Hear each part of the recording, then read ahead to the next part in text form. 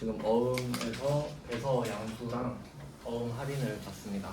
매각 거래랑 차입 거래가 있었고요.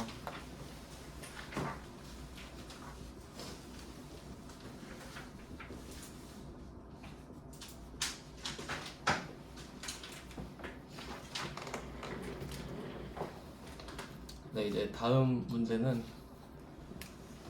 18번 문제부터 보시면 되겠네요. 18, 19, 20 8페이지에 18, 19, 20 세 문제를 묶어두시면 됩니다. 세 개는 다 똑같은 주제예요. 네, 문구의 차이가 있어서 세 문제를 넣고 비교를 한번 해보겠습니다. 그럼 이제 어음에서 발생할 수 있는 그 후속 조치들을 배우는 건데 이제 최악의 상황을 배우는 거예요. 부도입니다. 그러니까 그 지급 기일까지 기다렸는데 갔더니 돈이 없대요. 그러니까 은행 직원이 알려줘요. 저 이거 돈 바꾸러 왔는데요. 그러니까 은행 직원은 감정이 하나도 없어요. 그냥 이 통장 까봤는데 돈이 없는 거죠. 그럼 돈이 없네요. 그럼 그게 끝이에요. 그게 부도 처리입니다. 근데 이게 부도가 막 엄청 심각한 느낌이잖아요. 근데 사실 이런 경우도 있긴 있어요. 그냥 돈을 채워놓는 걸 깜빡한 거예요. 그래서 내가 거래처한테 전화했더니 야 이거 부도 났는데 하니까 미안 채워놓을게 이럴 수도 있긴 있는 겁니다. 그러니까 여기서는 한번 볼게요. 18번 문제를 보시면 서울부품이라는 회사한테 매출 대금으로 받은 약속어음. 그럼 이걸 보면서 받으러음이라고 바로 해석이 돼야겠죠. 매출 대금으로 받은 약속어음. 이걸 보면서 이거 받을 어음이구나. 근데 이거에 대해서 부도가 발생했답니다. 그러면 부도 발생 이거 표시하시면 되겠죠. 부도가 발생했네. 그럼 돈 못 받겠네. 그럼 상환 청구를 했다. 이거는 법적 조치를 취했다. 이 정도로 해석하시면 될 것 같습니다. 가만히 있을 수는 없으니까. 그래 상환 청구를 했다. 그리고 두 번째 줄은 사실 필요 없는 말입니다. 해당 어음은 부도 처리됐다. 한 번 더 말하고 있죠. 상환 청구 부도 처리됐다 했고 회수 가능성이 있다. 이건 당연히 있긴 있겠죠. 안 될 수도 있는 거고. 그러니까 법적 조치를 취해 보겠다 이런 소리거든요. 그리고 대손 처리는 하지 않았다. 이거는 사실 좀 당연한 말인 게 지금 우리가 매출 채권이 두 가지 루트가 있잖아요. 그러면 이거에 대해서 상대방이 돈을 못 주는 상황도 생길 수 있잖아요. 그럼 이때 외상 매출금 같은 경우는 만약에 상대방이 돈을 못 준다, 배째 잃어버리면 그냥 바로 뻥 나는 겁니다. 그냥 못 받는 겁니다. 왜냐면 외상 매출금 확실한 증거가 없잖아요. 근데 어음은 이제 법적 효과가 발생하거든요. 어음법이 따로 있기 때문에. 그럼 이제 어음으로 받은 거는 법으로 한번 비벼볼 수 있는 거죠. 그러니까 상환 청구가 그런 말이거든요. 근데 우리가 그쪽은 이제 시험 범위가 아니니까 자세히 설명은 안 드리는데, 그래서 대손 처리를 하지 않았다라는 걸 생각해 보면 제가 처음에 할 때 수취채권은 반드시 대손의 이슈가 발생할 수 있다고 말씀을 드렸었거든요. 그러면 어음은 한번 할 때까지는 해봐야 되죠. 그러니까 아직 대손 처리는 안 했고 그 대신에 상환 청구를 미리 해봤다 이 말이에요. 그러니까 두 번째 줄은 사실 필요 없는 말입니다.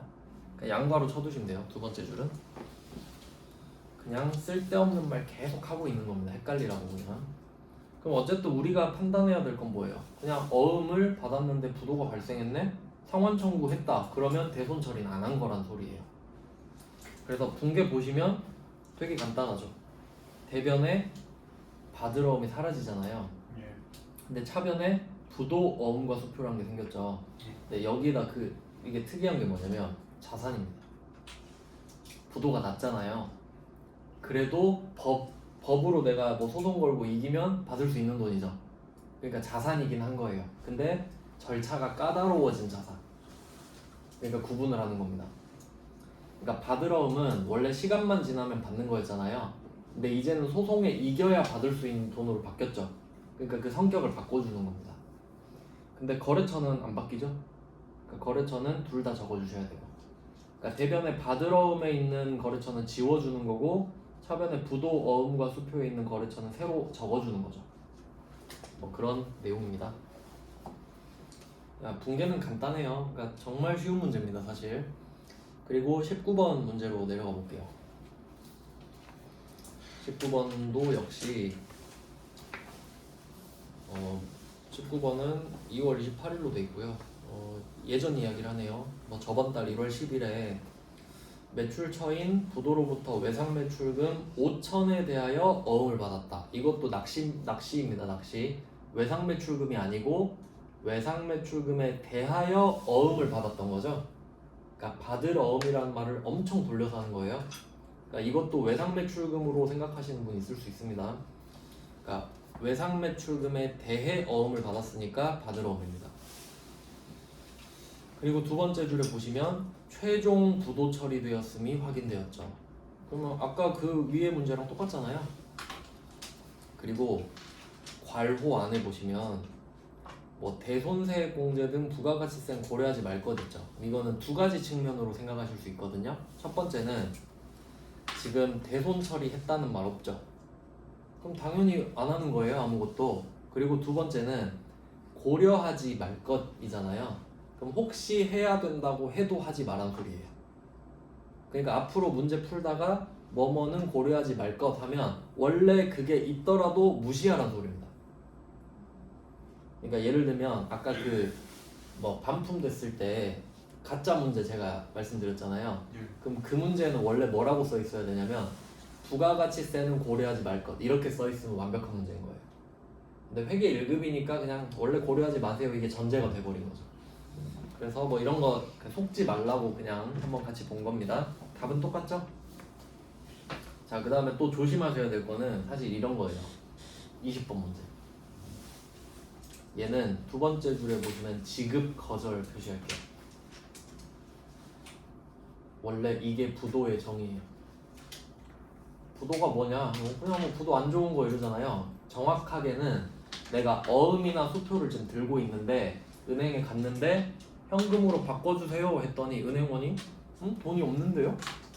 그럼 은행원이 자기 돈 주진 않을 거 아니에요. 그러니까 지급 거절하는 거죠. 부도는 돈이 없으니까. 그래서 얘는 부도라는 말을 아예 안 썼죠. 1절 쓰지 않았죠. 틀리라. 지급 거절이 부도인 거 알지? 이거 낸 거예요. 그래서 지급 거절이라는 말을 잘 기억해 둘게요.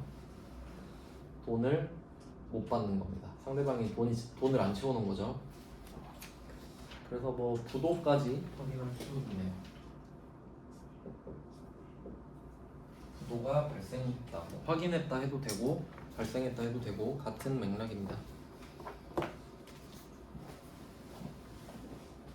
네, 그 다음은 21번. 요거는 그 원래 말 문제인데 세무 1급 거지만 참고상으로 한번 넣어봤습니다. 읽어볼게요. 21번 문제는 당사는 2020년 5월 아름사 매출처로부터 상품 대금을 받아 보관 중이던 어음. 이제 이런 식으로 돌려 말하는 거에 익숙해지셔야 돼요. 그러니까 물건을 팔고 받아놨던 어음 이런 식으로 말을 하니까 그냥 뭐 받을 어음이었나 보다 이렇게 생각하시면 되고 그게 50만 원이거든요. 근데 이거를 매입처인 다음 사의 상품 매입 대금으로 배서 양도 이렇게 나오네요. 그럼 이번엔 내가 A한테 받은 걸 B한테 한번 내밀어 본 거죠. 네. 자, 그럼 이거를 내밀어서 그 부도가 안 나면 잘 이루어지는데 상환 청구 가능 조건 보이세요? 그럼 이건 상대방이 바보가 아니다 이 말이거든요. 그럼 상대방은 아까 은행처럼 그 말을 한 거예요. 내가 이 어음 일단은 받겠는데 이거 부도 나면 알지? 이 말을 한 거야. 그럼 우리는 당연히 내가 AS 해주지 이 말입니다. 그래서 지금 상대가 지금 야무지네가 걸린 거예요. 우리는 AS까지 해줘야 됩니다. 자, 근데 부도가 발생됐대요. 이건 안 좋죠. 그러니까 지금 상황 판단이 더 중요한 거예요. 내가 배서양도를 한 어음이 부도가 났구나. 이거 내가 책임져야 되는구나. 자, 근데 뭐 어찌저찌 해서 세 번째 줄 가보니까 뭐 내가 뭐 AS를 하는데 3만 원이 들었대요. 내가 지금 해결을 해야 되는데 3만 원이 들었답니다. 그럼 지금 우리도 A한테 지금 할 말 있죠. 아름사한테 할 말 있죠. 얘한테 돈 받아야 될 거 아닙니까 우리가. 그러니까 상황을 다시 좀 설명을 해보면 자, A가 있고 내가 있고 B가 있는데 내가 A한테 매출을 했어요. 그리고 A가 나한테 어음을 준 거고 어음 A. 근데 우리는 이걸 한번 B한테 찔러본 거죠. 한번 이걸 네가 한번 해봐. 부도남 내가 해줄게. 이런 느낌이에요. 그럼 지금 얘가 부도 났다고 노발대발한 거죠? 그럼 우리가 얘한테 30을 일단 줘요. 어쩔 수 없잖아요. 아 미안 내가 30 줄게. 이걸 줬는데 부도가 났으니 내가 30 보상을 해주고 그럼 우리는 이제 화살을 어디로 돌려요? 부도난 회사. A한테 가야지. 야 너 씨 내가 너 소송 걸어서 이기고 만다. 그러면 얘한테 30 지금 받아야 되죠. 네. 그러니까 그게 부도 어음과 수표 30이에요. 아 50인가? 50. 아 50, 50이죠. 네. 50인데 50 갚아주고 야 50 너 나한테 줘야지 이 말을 해요. 근데 내가 이것 때문에 서류 정리하느라 돈 3만 원 더 썼죠. 예. 그러면 이 3만 원도 누구한테 달라야 돼요? A한테. A한테. 내가 너 때문에 3만 원 더 썼다. 그럼 부도 어음과 수표는 53만 원이 된다. 계속 더하는 거예요. 왜냐면 얘 때문에 쓴 돈이잖아요. 예. 그러니까 이거 참고하시라고 넣어놓은 거예요. 그러니까 붕괴론 잘 안 내더라고요. 근데 혹시 그렇게까지 내면 끝판왕이거든요. 부도에서는. 네 이제 매출 채권이 끝났네요. 매출 채권은 이렇게 정리가 되는 겁니다. 우리가 제품이나 상품을 팔고 있을 수 있는 사건을 다 정리해봤습니다. 그러면 이 후속 조치 같은 경우는 뭐 매출 환입 애누리 할인 같은 경우는 부가세가 걸려있기 때문에 매출도 메인 매출 전표, 후속 조치도 메인 매출 전표였습니다. 근데 이 어음에 관련된 것들은 물건을 팔고 어음을 받았을 때는 메인 매출 전표에 쓰겠지만 그 후속 조치 배서양수나 어음 할인 이런 거는 확답을 좀 못하겠네. 네, 상황에 따라서 판단하시면 되겠습니다. 그럼 이제 9페이지로 가서 기타 채권 쪽을 볼게요. 그러면 기타 채권은 매출 채권이 아닌 수취 채권이 되겠습니다. 그러면 뭐 이쪽으로 정리를 한다고 하면 이제 매출 채권과 대응이 되는 개념이 되겠죠. 그럼 기타 채권은 뭐가 있는지 일단 좀 소개를 해드릴게요. 이 중에 제일 유명한 거는 미수금이 있죠. 미수금이 매출 채권에 대응되는 개념입니다. 그러니까 매출이 아닌 것들은 다 미수금으로 잡기 때문에 이제 미수금이 가장 대표적인 기타 채권이 되고요. 그 다음에 또 시험에 그래도 좀 나오는 편인 게 아까 소비대차로 전환했다 뭐 이런 말 있었죠. 그러니까 그 아까는 우리 입장에서 대여금 생겼었잖아요. 대여금도 받을 돈이죠. 대여금 이렇게 있을 수 있는데 그러면 대여금은 뭐 미수금도 그렇긴 한데 대여금은 굳이 또 나누거든요. 아까 보셨듯이 만기를 나눠요. 내년까지 현금화가 가능하면 단기 대여금, 내후년 이후에 현금화가 가능하면 장기 대여금. 그러니까 대여금은 특히 단기, 장기 둘 다 잘 나오거든요. 그래서 그래서 이거 장단기 대여금이요. 굳이 따지면. 그래서 이런 식으로 장단기 가지고 장난칠 수 있는 거는 여러분이 어떻게 생각하셔야 되냐면 23개월까지는 조심하셔야 돼요. 이유 말씀드렸죠. 지금 1월 5일이잖아요. 여러분이 친구 철수한테 돈 빌려줬어요. 23개월 뒤에 받기로 했어요. 그러면 내년에 돈 받죠. 예. 그럼 이거 단기 대여금이에요. 예. 23개월인데 12월 기준. 기준일부터 그러니까 올해 말일부터 1년이기 때문에 오늘부터 세는 거 아닙니다. 예. 그러니까 만기는 오늘부터 세는 게 맞지만 기준일은 연말로 가야 되기 때문에 그래서 23개월을 조심하셔야 되고요. 그러면 만약에 출제자가 그런 걸로 헷갈리게 하고 싶지 않다 이런 의도를 보일 때는 뭐라고 말을 하냐면 만기 2년 이렇게 말해요. 2년이면 절대 단기가 안 됩니다. 맞나요? 예. 왜냐면 이렇게 생각하시면 돼요. 내가 1월 1일에 철수한테 돈 빌려줬어요. 2년 뒤에 받기로 했죠. 그럼 무조건 내후년이죠. 무조건. 그렇기 때문에 23개월까지는 항상 긴장을 하셔야 됩니다. 2년부터는 그냥 장기고요. 이렇게 생각해 놓으면 좀 편해요. 문제 풀 때. 이런 것들이 있고요. 그리고 또 어떤 게 있을 수 있냐면 선급금. 이것도 이제 시험에 잘 나오는데 선급금 같은 경우는 제가 어젠가 그 보험료 미리 내면 선급 비용이라고 말씀을 드렸죠. 그러면 어차피 뭐 낼 돈 미리 내면 자산이다 이렇게 말씀을 드렸는데 그럼 선급 비용이나 선급금이나 어쨌든 먼저 냈죠. 그럼 뭐 어차피 내야 될 거를 먼저 내놓으면 자산이다. 안 내도 되니까 뭐 그렇게 생각하셔도 되고. 그래서 얘는 참고로 계약금입니다. 내가 물건을 사기 전에 계약금을 걸어놓는 거예요. 저쪽이 인기가 많아. 그래가지고 내가 계약금 먼저 걸어야 물건을 팔겠대. 그러면 얘는 내가 매입 계약금이에요. 정확히 말하면 이따가 뭐 하나씩 보겠죠. 계약금이 두 개 있잖아요. 내가 물건을 살 때 계약금을 거는 것도 있을 거고 내가 물건을 팔면서 야 계약금 나한테 걸어 이럴 수도 있잖아요. 그러면 선급금은 내가 주는 거니까 물건을 산다고 보는 거예요. 맞죠? 그럼 선수금도 있겠네. 내가 물건을 팔 때 물건 팔기 전에 돈 미리 내놔. 선수금 이런 식으로 해석을 하시는 겁니다. 이름에 다 뜻이 있는 거죠. 그러니까 한자를 좀 잘하면 뭐 어차피 쓰는 한자만 계속 나오기 때문에 그래서 뭐 이런 식으로 계속 늘어나요. 선급 비용도 있을 거고 어쩌고 저쩌고 쭉 있는 겁니다. 기타 채권이니까 역시 많겠죠. 이제 하나씩 볼게요. 그러면 9페이지로 가셔서 22번부터 보겠습니다. 기타 채권으로 제목을 달아놨습니다. 22번 7월 23일에 당사가 소유하던 토지 취득 원가가 6,200만 원.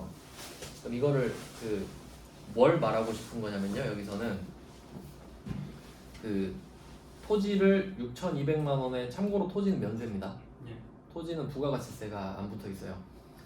그래서 뭐 지금 이 면세라고 써 있는데 취득 원가가 6,200이면 장부에 6,200이라고 써놨을 거예요. 근데 지금은 여러분이 이거 풀기엔 좀 복잡하니까 개정 과목만 지금 보겠습니다. 밑에 보시면 토지를 팔았다 이거는 이제 이해되시죠? 예. 그리고 지금 돈을 다음 달에 받기로 했다. 그러니까 여기서 보실 거는 토지를 매각, 돈은 다음 달에 받기로 했다. 이 두 개만 표시하시면 돼요. 그러니까 토지를 팔았고 돈은 다음 달에 받기로 했다. 물론 일부지만요. 그래서 답 보시면 차변에 미수금 3,500 써 있죠. 그러니까 이 미수금만 표시하시면 돼요. 그러면 이때 왜 답이 미수금이냐라고 질문을 했을 때 대답 어떻게 해야 되냐면 제품을 판 게 아닌데 외상을 해서 이렇게 대답을 해야 돼요. 그러니까 토지라서 이렇게 대답하는 게 아니라 제품 매출, 상품 매출이 아니라서 이렇게 대답하는 게 더 정확해요. 그러니까 사실 이게 토지든 뭐 건물이든 상관이 없는 거지. 매출이 아니기 때문에. 그 다음에 23번으로 바로 내려가 봅니다. 23번은 기계장치를 팔았다고 하네요. 기계장치를 매각했다. 그리고 이번에도 뭐 약소금으로 수령했다 이거 표시해 볼까요? 약소금으로 수령했다. 그러면 이런 문제들을 제가 여러분이 지금 그 문제를 다 풀 수는 없는데 그래도 좀 말씀드리고 싶은 게 있으니까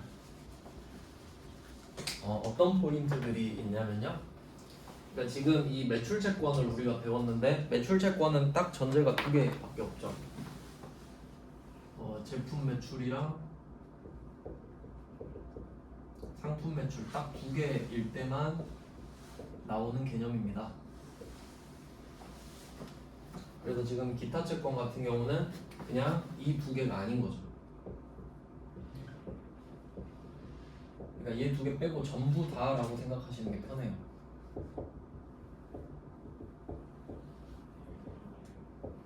이렇게 구분을 해 놓은 거예요. 그래서 지금 첫 번째가 토지를 매각했다.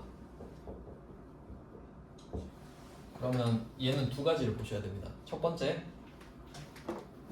제품 매출도 아니고 상품 매출도 아니다. 물론 상황이 이렇게 바뀔 수도 있어요. 좀 더 범위를 넓히면요. 부동산 업을 하는 사람도 있죠.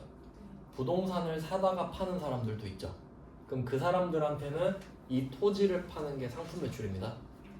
근데 우린 그게 아니잖아요. 우린 제조업이니까 갖고 있던 토지 파는 건 그냥 토지를 파는 거지. 그래서 이게 제품 매출이 아니다. 이거 하나 있고요. 그럼 얘는 어떤 관점이냐면 재무회계 관점이에요.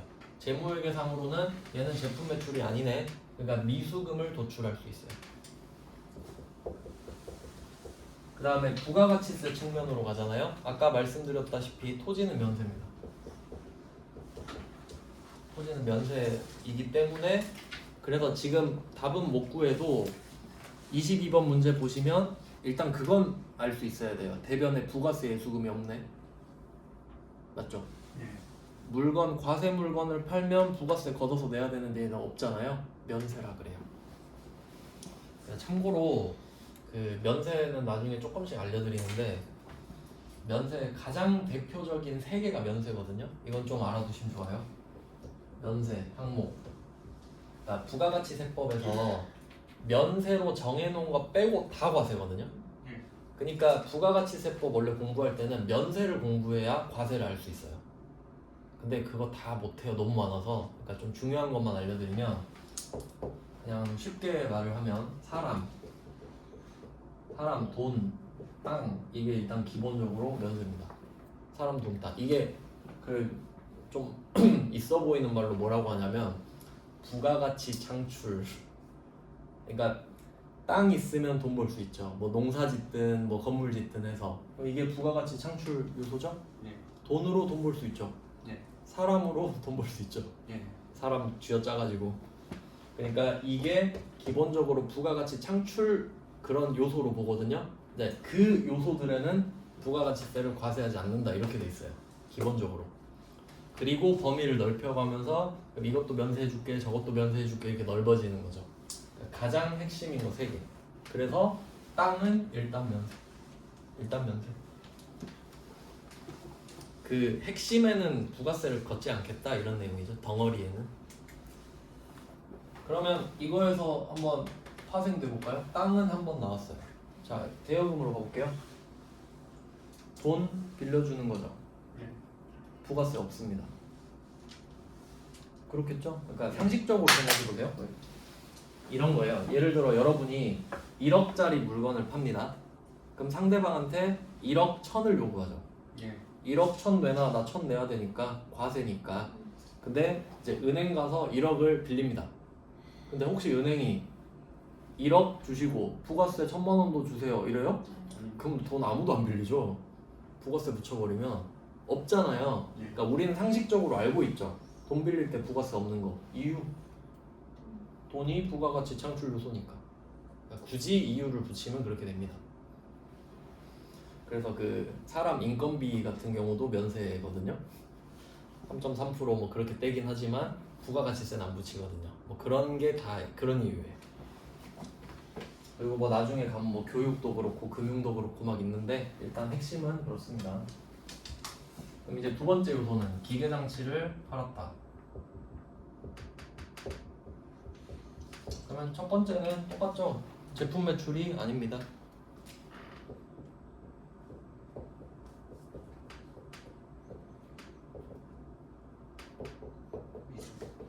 근데 저는 그 처음에 회계 배울 때 그런 의문을 가졌었거든요.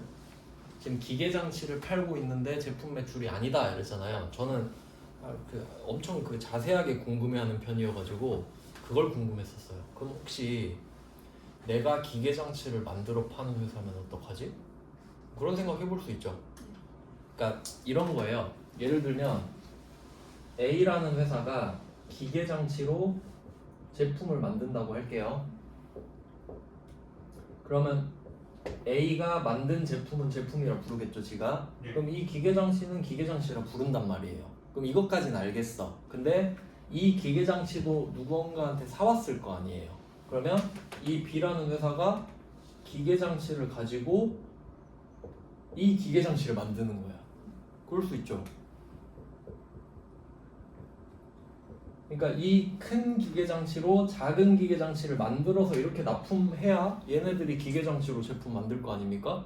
근데 왓이 아니라 Y라 그랬죠. 그러면 이 B라는 회사는 큰 기계장치로 작은 기계장치를 만들어 팔잖아요. 그럼 이 기계장치를 제품이라 부르는 거예요. 네. 왜냐면 내 목적은 이거 팔려고 만드는 거잖아요. 그럼 얘는 기계장치가 아닌 거지. 제품이에요. 근데 얘가 이걸 사오면 어떻게 돼요? 나는 제품 매출인데 얘는 기계장치를 사는 거지. 이해되시죠? 네. 그러면 우리가 이 B라는 회사는 이 큰 기계장치만 기계장치라 부르는 거예요. 이해되셨죠? 네. 그러면 여기서 기계장치 매각이 왜 제품 매출이 아닌지 아시겠죠? 기계장치를 하는 순간 나는 위에 걸 파는 거지 밑에 거 파는 거 아니란 소리예요. 절대로. 아시겠죠? 네. 그러니까 이거 판 거니까 제품 매출이 아닙니다. 기계장치를 만들던 기계장치를 판 거예요 지금. 굳이 따지면 안 궁금했는데 괜히 그래도 들어보면 아 그렇구나 싶긴 하죠. 이게 왜 미리 말씀드리냐면 나중에 여러분 공부 좀 되잖아요. 그럼 한 번에 궁금해요 갑자기. 근데 그때는 대답해 줄 사람이 없잖아요. 그러니까 그냥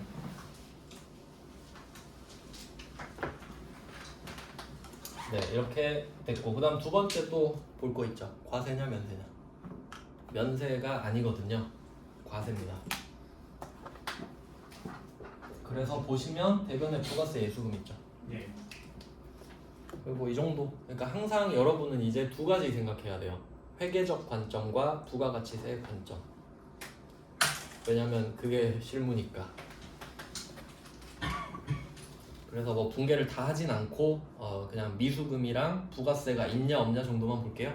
그래서 그 23번 문제는 왼쪽에 미수금 표시해 두시고 오른쪽에 부가세 예수금 표시해 두시면 되겠죠. 두 가지 관점.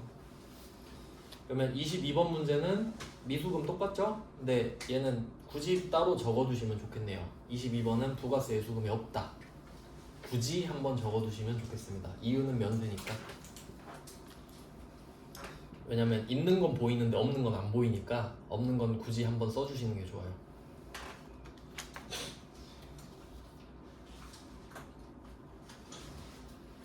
그래서 가장 대표적으로 문제를 두 개를 넣고, 그리고 한 개 디테일한 게 더 있는데 23번 문제는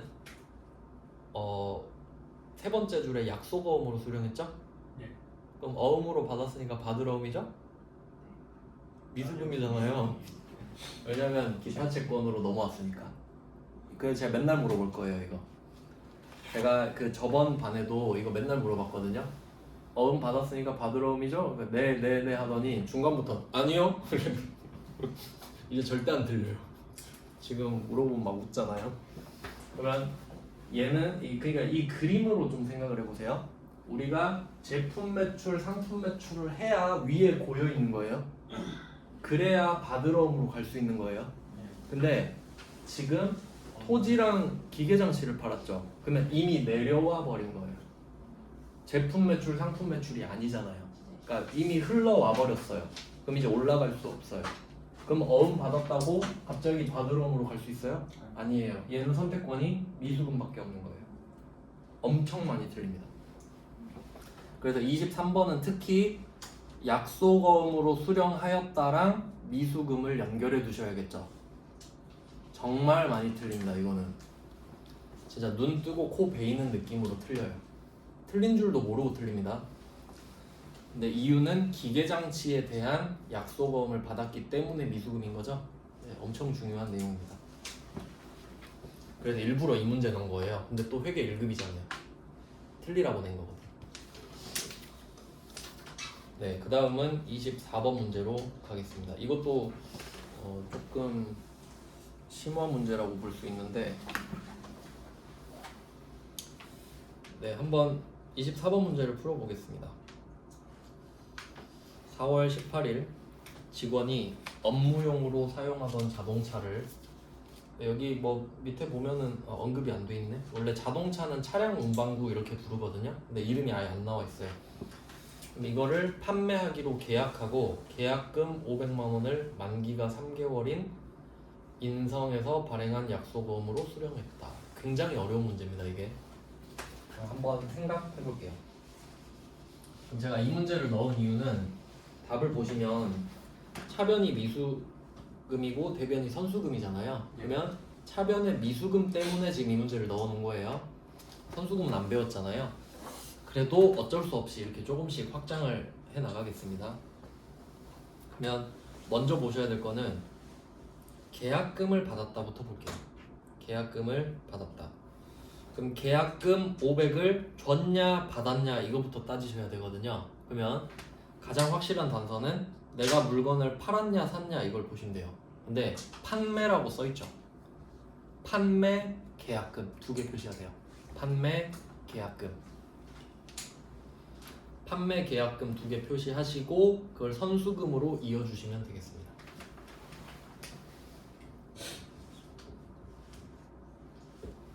이유 한번 생각해보죠. 처음에 엄청 헷갈려요. 정리를 잘 해놓으셔야 돼요. 내가 물건을 팔 거예요. 그러면 돈은 받아야 되죠. 네. 그럼 돈은 받는다라는 걸 확실히 아신 다음에 계약금은 물건을 주기 전에 받아야 되죠. 그러니까 먼저 받아야 되니까 선수금 이렇게 되는 거예요. 근데 얼마 받을 거냐? 500만 원. 이것까지는 됐습니다. 성격을 따져보잖아요. 그러면 이게 부채거든요. 부채. 왜 그런지 생각해 볼까요? 지금 내가 아무것도 해준 게 없죠. 네. 차를 팔기로만 했지 아무것도 해준 게 없고 500은 받았죠. 그러면 이 500을 받은 이후로는 우리가 무슨 생각해야 되냐면 물건을 주고. 쟤한테 차 갖다 줘야 되는데 이 생각을 하게 되죠. 이게 의무잖아요. 네. 그러니까 부채지. 그래서 또 특이한 게 뭐냐면 우리가 보통 부채라고 생각하면 금전적으로 생각하는 경우가 많단 말이죠. 맞죠? 그래서 사실 회계에서는 금전 부채랑 비금전 부채를 또 나눠요. 그러면 얘는 부채긴 한데 비금전. 비금전인 거야. 왜냐면 돈을 주는 게 아니죠. 네. 그러니까 지금 돈을 빌린 게 아니잖아요. 난 얘한테 차를 줘야 될 의무가 생긴 거거든요. 그리고 이게 조금 더 범위를 확장해서 알려드리면 나중에 여러분이 재무제표를 막 분석하고 그럴 수도 있잖아요. 사람들 모르는 거죠? 네. 그러면 선수금이 늘면 부채가 늘죠. 네. 그러면 회사 전체의 부채도 늘 거 아니에요? 그러면 그냥 상식적으로 생각해 보세요. 부채가 많으면 안 좋죠, 기본적으로. 네. 그렇잖아요. 내 돈이 다 빠져나가는 건데. 근데 여러분이 나중에 재무제표 보실 때 선수금만은 좀 기억하세요. 이건 돈이 나가는 부채가 아니죠. 반대로 생각해 볼까요? 보통 계약금을 10% 받는단 말이에요. 반대로 생각하면 어떻게 돼요? 이거 나중에 10배로 불린다. 매출액으로 바뀌어요. 10배로. 그러니까 막 삼성전자 자회사 이런 데 있잖아요. 삼성 자회사 이런 데 보면은 선수금이 어마어마하게 많아요. 그러니까 부채가 엄청 많겠지. 네. 근데 우리가 그걸 모르면 부채가 많네? 에이 썩은 회사 이러겠죠. 근데 우리가 이제 알았어. 근데 보니까 선수금이 엄청 많은 거예요. 그럼 우린 이제 이렇게 판단하지.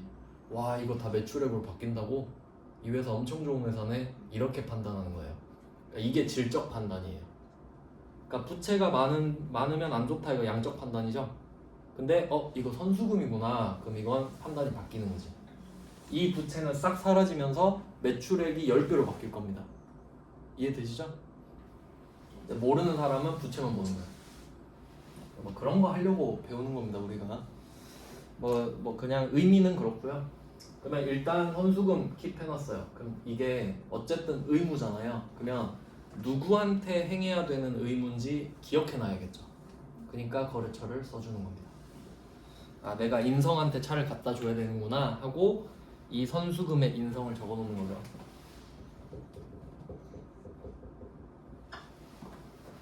대변이 드디어 완성이 됐어요. 그러면 이때 이거는 가상의 개념이죠. 그냥 나는 계약금을 500을 받았구나. 그럼 이제 뭘로 받았는지 써야지. 받으러. 네, 근데 여기다 만약에 답이 엄청 쉬웠으면 현금 이랬으면 여러분 엄청 좋았겠죠. 네. 현금 500. 근데 얘가 어음을 나한테 준 거예요, 그쵸? 네. 그러면 생각해 보세요. 내가 팔기로 한 게 제품인가요? 아직 팔진 않았지만. 영업용. 그러면 여기에 선수금 밑에 뭐가 떠올라야 되냐면 이거 차량 운반구구나. 배우진 않았지만 제품은 아니죠. 내가 타던 차를 파는 거는 제품을 파는 건 아니잖아요. 그러면 얘는 제품 매출이 아니다 이 정도만 해석하면 되죠. 네. 이게 가상으로 보여야 된다고요. 이렇게 계약금이지만 뭐 때문에 받은 계약금이지? 차 때문에 받은 계약금이구나. 이 두 개를 같이 떠올리셔야 된다고. 네. 그리고 어음을 받았죠. 그럼 어음 받았으니까 받을 어음이죠? 미수금. 미수금인 거야. 제품 매출이 아니니까. 아시겠죠? 네. 이것도 오답률이 어마어마하겠죠. 그러면 미수금 500이 나왔습니다. 그럼 이거 자산이죠? 자산. 누구한테 받을 자산인지 또 써야겠네. 주. 또 인성이죠? 그러니까 되게 웃긴 문제예요 이거. 말장난 치려고 만든 문제 같아요. 선수금, 미수금.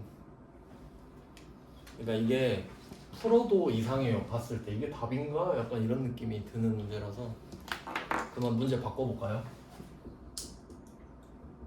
지금 차 팔기로 한 게 아니라 제품 팔기로 하고 계약금 500 받았다 이래볼까요? 네. 그리고 어음을 받았어. 그럼 어음 받았으니까 받을 어음이죠? 이건 맞다고 해야지. 제품 팔기로 한 거니까. 이거는 제품이라니까요. 바꿨잖아. 가렸잖아요. 제품을 팔기로 하고 받은 거야. 그리고 어음을 받은 거죠. 네. 그럼 어음 받았으니까 받을 어음이죠? 네. 그렇다니까. 이렇게 판단하시는 거라고. 그때. 그럼 얘는 받을 어음 500 인성 이렇게 되는 거예요. 그렇게 되는 겁니다. 그러니까 아주 생각해보기 좋은 문제인 것 같아요.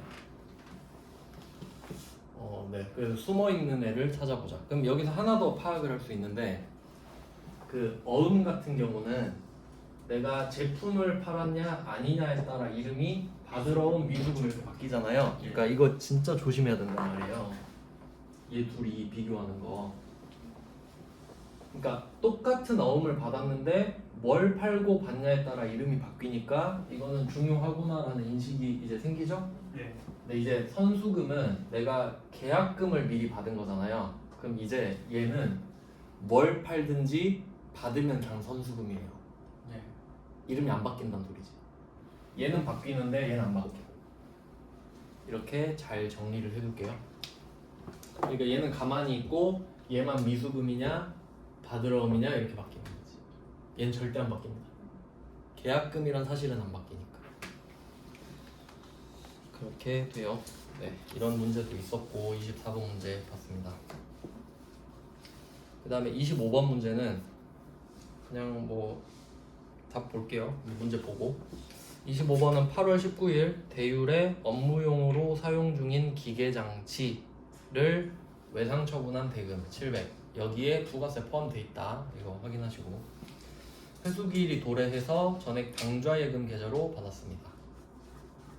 그럼 미수금이 대변으로 사라지면서 차변에 당좌예금 받으면 되죠? 예. 네, 그냥 아무것도 아닙니다. 미수금에 대한 거래처를 꼭 지워주셔야 되는 거고요. 부가세는 옛날에 이야기 다 했으니까 후속 조치만 지금 하는 거고 그래서 일반 전표입니다.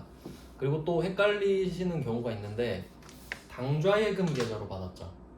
당좌 수표로 받은 거 아니고 그러니까 여러분 체크카드 통장으로 상대방이 계좌이체 해줄 수도 있는 거죠. 네. 그럼 그냥 당좌예금이 느는 겁니다. 네, 뭐 어려운 내용은 아니고. 그 다음은 26번으로 바로 내려가 보겠습니다. 26번은 9월 12일 제조공장의 기계장치를 우리 기계에 처분하고 매각대금으로 받은 약속어음 800. 그럼 기계를 팔고 받은 약속어음 여기까지 보고 미수금이다. 제품 매출이 아니니까 조심하셔야 된다. 어음이 나오면 정말 조심하셔야 돼요. 그럼 이거를 당좌수표로 회수했다. 네, 수표를 회수하면 무조건 현금이죠. 당좌수표든 자기약수표든 이거 보면 무조건 현금으로 바꿀 생각을 하니까 수표 받으면 현금. 그래서 뭐 역시 대변의 미수금 우리 기계 정리해 주시면 되고요. 그러니까 그 지금 이 25번이랑 26번 이 문제 있잖아요. 그러니까 이 문제는 그 위에 있는 23번의 후속 조치라고 보시면 돼요. 그러니까 23번의 차변의 미수금 있잖아요. 네. 그러니까 23번 문제에서 미수금이 차변에 생긴 이 금액이 25번, 26번에는 대변으로 사라지죠. 그러니까 후속 조치인 거야. 근데 23번에는 물건을 판 거니까 부가세가 생기죠? 그러니까 메인 매출 전표고 25번이랑 26번은 외상대금만 회수하는 거니까 일반 전표. 이제 감이 오시나요? 네. 그러니까 이렇게 계속 반복을 하셔야 됩니다. 그 다음은 27번으로 갈게요. 이제 미수금 끝났어요. 26번까지가 미수금인 거예요. 그럼 이제 27번은 선급금으로 지금 넣어놨네요. 그러면 아까 선수금을 보셨으니까 이번에는 그냥 선급금인데 이유는 아까 말씀드렸죠. 계약. 이번에는 내가 물건을 사고 싶은 거지. 그러니까 계약금을 걸어놔야겠죠. 그러니까 물건을 사기 전에 먼저 돈을 줘버린 거예요. 그래서 선급금이고, 그러면 얘는 자산인데 선급금 500만 원. 붕괴는 간단한데요. 얘도 이제 자산이라는 느낌이 좀 오면 좋겠네요. 그럼 이게 자산인 이유는 내가 너한테 계약금을 맡겨놨으니까 나한테 먼저 줘야 돼, 이런 느낌이죠. 그래서 얘도 자산이고, 근데 얘는 내가 돈을 빌려준 건 아니죠. 얘도 비금전 채권 뭐 이렇게 말을 할 수 있겠네요. 그리고 지금 우리가 500을 맡겨놓은 거잖아요. 그러면 누구한테 맡겨놨는지 적어놔야겠죠. 왜냐면 우리가 계약금 뭐 한두 군데 거는 거 아닐 수 있으니까. 그래서 거래처도 꼭 적어주시는 거고요. 네, 그러면 계약금 쪽으로 얼마를 줬다 이렇게 하면 되겠네요. 오랜만에 나왔네요. 당좌수표를 발행하여 지급했다. 체크카드로 결제했다. 그러면 체크카드 통장 이름이 당좌예금이니까 당좌예금에서 차감이 되겠죠. 네. 당좌예금 500. 네, 수표는 어제 자세히 봤으니까 나올 때마다 한 번 더 생각해 보시면 되겠습니다. 헷갈리시면 어제 봤던 거 쫙 한 번 더 보시고. 네, 그 다음은 28번 문제입니다. 이게 응용 문제네요. 28번 문제는 원재료를 매입하기 위해서 빙고전자랑 계약을 하고, 그 다음에 계약금 700만 원은 어음으로 지급했다. 그래서 27번이랑 28번이랑 둘 다 계약금 준 건데 일부러 또 나눠놓은 거예요. 27번은 기계장치죠. 28번은 원재료죠. 이거 일부러 보여드리려고. 계약금은 무조건 선급금이죠. 그러니까 뭘 사든지 상관없다. 근데 28번 같은 경우는 어음으로 줬잖아요. 그러면 어음으로 줬으니까 지급어음이죠? 왜냐면 원재료잖아요. 그러니까 파는 거는 제품 매출, 상품 매출인데 이제 매입 쪽은 우리가 흔히 매입이라고 하는 거는 원재료랑 상품 세트로 기억을 해주시면 좋겠죠. 네, 원재료를 사고 있으니까 지급어음이 해당되는 거죠. 그러면 마찬가지로 우리가 물건을 살 때 원재료나 상품이 아닌 걸 사면 그럼 그때는 어음을 줘도 미지급금 이렇게 나오는 거니까 미수금이랑 정반대라고 보시면 돼요. 그래서 28번 문제는 그거랑 좀 비슷하지 않나요? 위에 24번이랑 28번이랑 좀 비교해서 생각해 보시면 돼요. 느낌이 좀 비슷한 문제입니다. 그러니까 이거 28번도 한번 바꿔볼까요? 28번이 지금 원재료 살려고 계약금 걸었잖아요. 그럼 이걸 기계장치로 바꿔보는 거지. 기계장치를 매입하기 위해 계약금을 걸었어요. 그럼 선급금은 안 바뀌죠.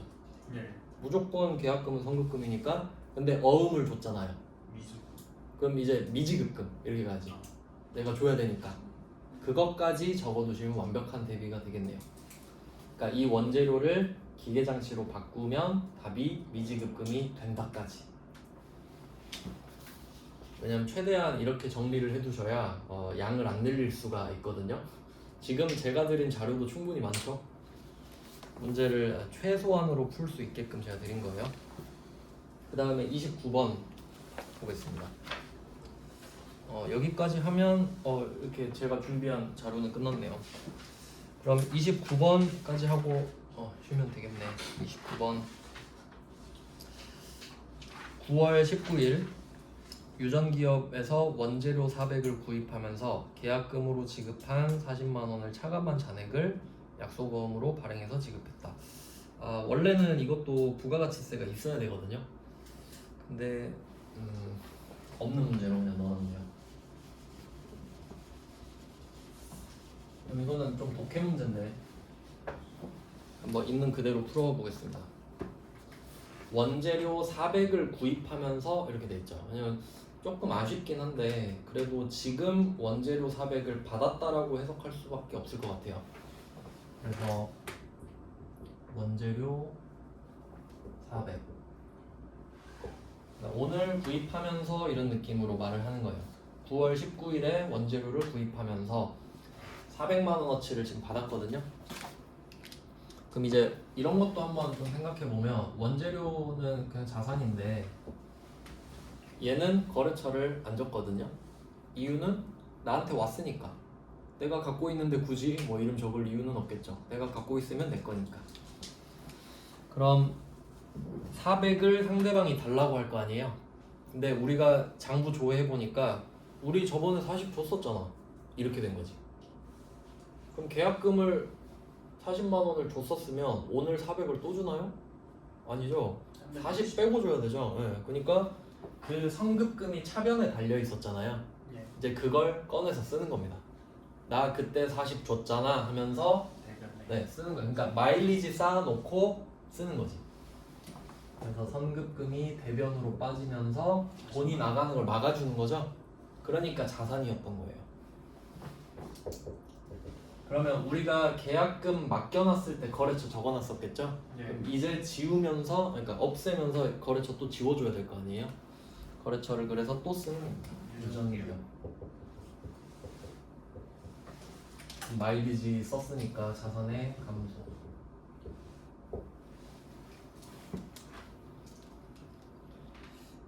그리고 나머지는 어음을 발행해서 지급했다. 그러면 뭘 샀는지 생각해보면 원재료 샀죠. 지급어음이죠. 주거 유전.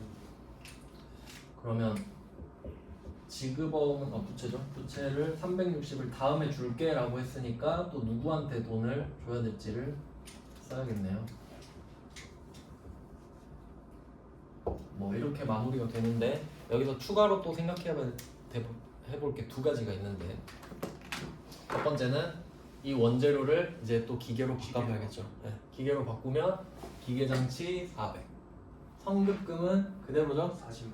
이게 미지급금으로 바뀌겠네. 계속 하는 거예요. 그러면 우리는 계속 두 문제씩 푸는 겁니다. 그래야 안 틀려요. 내가 그냥 이론상으로 알고 있다고 시험장에서 딱 맞힌다 생각하면 안 돼요. 체화가 돼야 됩니다. 그러니까 알아도 틀려버려요. 그리고 한 개 더 생각할 건 뭐냐면 여러분 이 물건 사면 부가세가 붙어 있겠죠. 네. 그러니까 원래는 부가세 대급금도 있어야 됩니다. 근데 이거 회계 1급이죠. 그러니까 부가세가 없지. 그러니까 여러분은 그 진짜를 알고 계시되 뭐 회계 1급이니까 그렇구나 이렇게 하셔야 된다고. 네, 그냥 원래는 있는데 그냥 복잡해지니까 없구나 이렇게 하고 넘어갈게요. 네, 여기까지 하고 10분 정도 쉬고 이제 주제 바뀌네요. 세 손으로. 네, 쉬다가 보겠습니다.